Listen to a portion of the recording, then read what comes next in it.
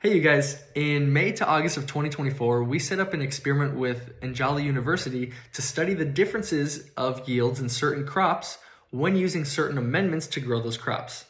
The reason we did the study is because in Africa, fertilizer is very expensive, and it's also inconsistent, meaning you don't know what you're going to get all the time. As a result, this discourages a lot of farmers from using any fertilizer or amendments at all.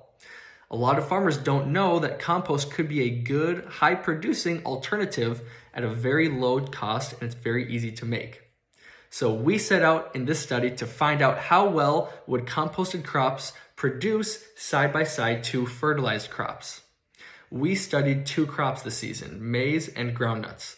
We only have the results of groundnuts back so far, so let me share with you what I have here.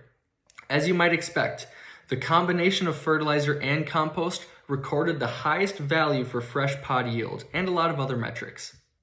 But the compost-only treatment performed the second best. It resulted in a yield 92% as high as the half compost and half fertilizer treatment. Now, at the end of the day, the highest overall seed yield goes to the fertilized plants, but the compost-only plants still performed 85% as well as those.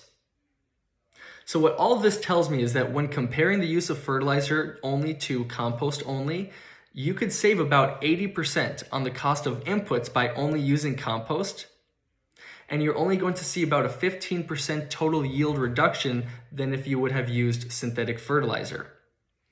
For the rest of the results, please go to our website at growingthegrassroots.org, click on the Grassroots Journal, and then click on the folder titled Njala University Cropping Experiment 2024.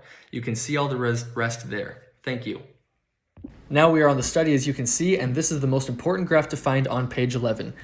Overall, the compost-only treatment performed 85% as well as the NPK treatment, while saving you 80% on the cost of inputs. Happy harvesting!